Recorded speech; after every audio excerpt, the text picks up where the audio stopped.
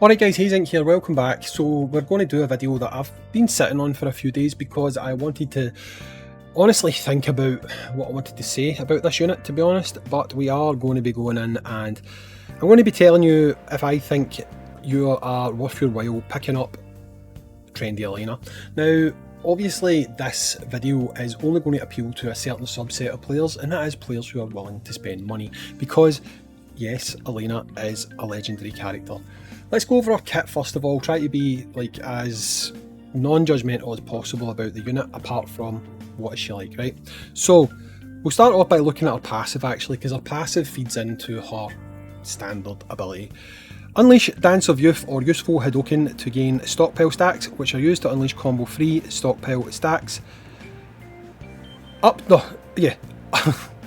It stacks up to 3 times. Upon gaining stockpile, increase combo damage by 5% until the end of battle, up to a maximum of 25%. Level 1, it increases super combo damage by 10% until the end of battle, up to 30%. Upon gaining it, increase combo damage by 7% up to the end of battle, 35% maximum. And finally, upon consuming stockpile, increase super combo damage by 15% until the end of battle, up to a maximum of 45%. So what has she got? Kick an enemy 2 times, dealing damage equal to 306% of attack, then swing the school bag to deal damage equal to 306% of attack to enemies in a large area. So obviously it ramps up, right? 40% chance to gain stockpile. There is only 1 enemy left. The skill ignores 60% of the target's defense. So obviously if you are 1-on-1 with a boss, that's going to do an alright bit of damage. Youthful Hadoken. Unleash a Hadoken that deals damage equal to 504% of attack and secret weapons that mark enemies. If a secret weapon hits a marked enemy, it deals an additional damage equal to 10% of the target's max HP, capped at 400% of this unit's attack, but it does consume the mark. Level 2, if secret weapon hits a marked enemy, it deals additional damage equal to 15% of the target's max HP, capped at 600%, 40% chance to gain a stockpile. Lastly, consume all stockpile stacks to throw various secret weapons, causing an explosion that deals damage equal to 364% of attack to enemies in an area. Each stack of stockpile increases a skill's damage bonus by 30% and causes the skill to ignore 10% defense. Now obviously you can see from her passive, or was it her passive or her super combo, she already has got something that allows you to ignore defense, so it can do a decent bit of damage there. Each stack of stockpile increases this skill's damage bonus by 40% and causes the skill to ignore 15% defense. There's only 1 enemy left, increase the skill's damage bonus by an additional 120%. Now, if we look at the garage, Dance of Youth's first strike also marks its target with a secret weapon, so that's that mark. When Dance of Youth or Useful Hadoken marks an enemy, reduce the target's damage reduction by 25% for 8 seconds. Now we need to look at equipment so that we can see her special abilities basically.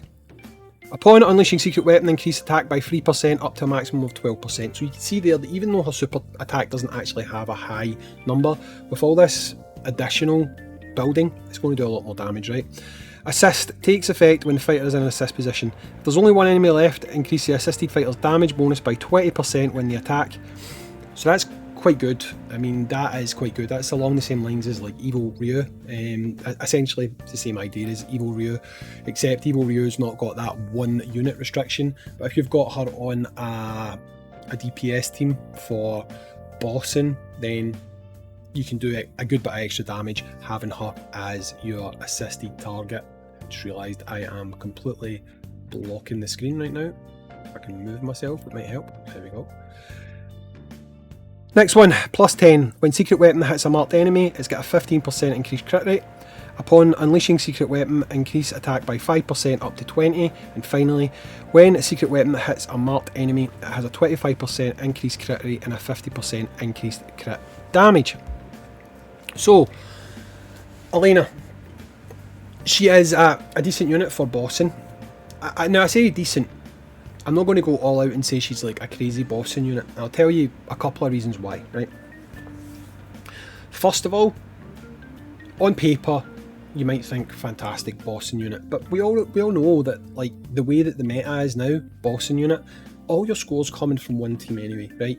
You do get some additional top-up scores from your team 2, 3 and 4, but predominantly your scores coming from the likes of either your Dalsim Burn team or your Flame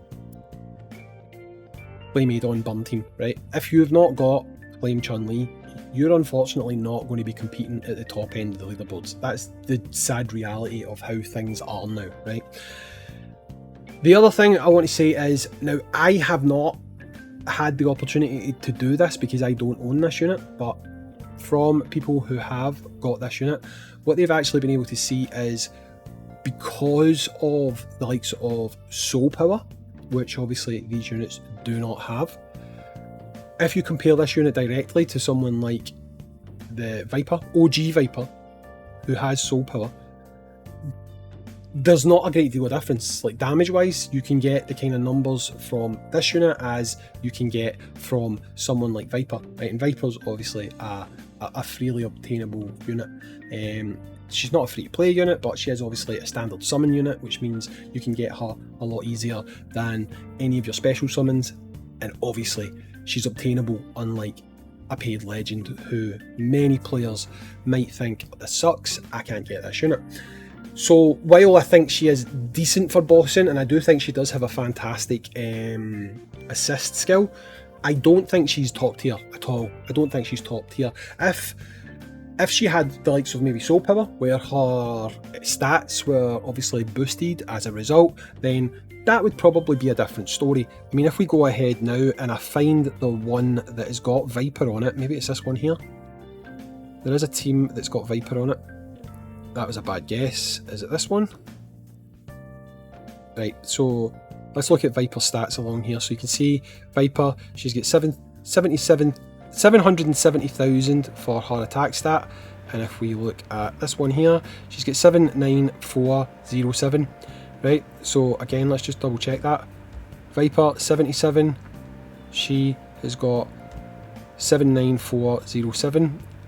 Now, this Viper, however, as you can see, she's got gold stars. So this Viper does not have the soul power investment. Soul power investment into Viper makes an astronomical difference, which means her stats would be a lot higher than what you would get from the unit that we were just looking at a second ago, Trendy Elena. Now, this is not to say, I'm not saying that Viper's better or whatever, I'm just saying she's comparable, right? She's comparable. You're not necessarily missing out if you've got someone like Viper. But I do think Elena is a good unit, okay? I just don't necessarily think she is top tier. I definitely don't. And to be honest, unlike someone like a Flame Chun-Li, as a free-to-play unit, a free-to-play character, free-to-play player, I honestly don't think you're missing out too much on not being able to pick this unit up. As for, do I think you should summon for this unit or purchase this unit, I don't have this unit. I have no intention of getting this unit, and I'll explain why. This is my personal belief, and I honestly, if you guys would go along with it, then I think it's a good thing, but it's no judgment from me if you decide not to. This unit is a standard unit. This unit on the other version of the game, which is TW, and I don't like to compare to DW, is a straight up bog standard wind unit, right? You get with standard summoning on the standard banner, you can get her in faction recruits and all the rest of it. Now, there's been other units like that, but usually what happens is, if they take a unit that is freely available in another version, they tend to buff that unit.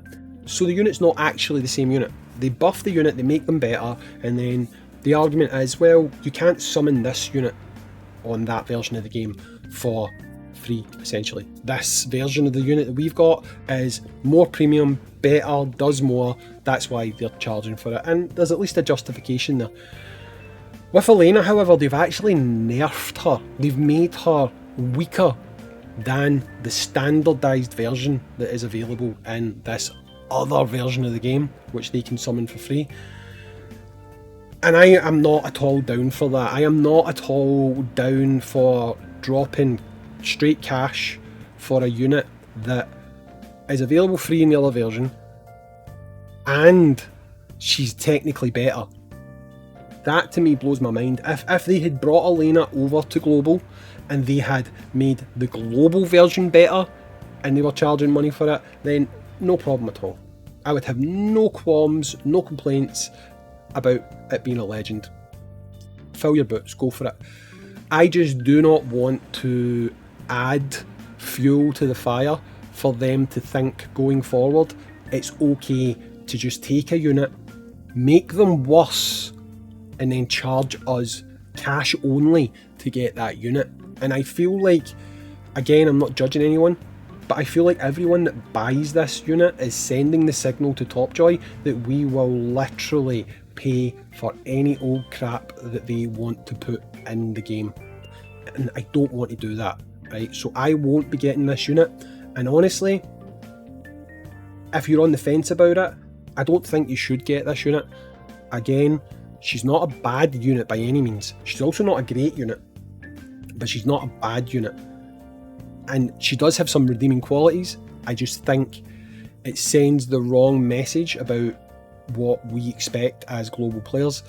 If you are going to take a unit that is freely available, free to play, whatever, in another version of the game, and you're going to change that unit to a pay-only legend unit, then you cannot downgrade that unit and then expect money for it. That to me is not a way to treat players at all, never mind global players. But as a global player, I think it's not a good way to treat your global player base, so I will not be supporting it. I do think it would be a good idea if you guys didn't support it, but again, if you choose to, fair play to you. She is not a bad unit by any stretch. I just don't think she is a great unit. It's as simple as that.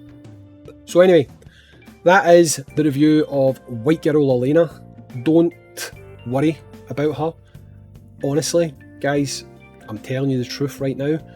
The only legends that have released in this game that have any sort of impact has been Flame Chun-Li and to a certain extent Neo.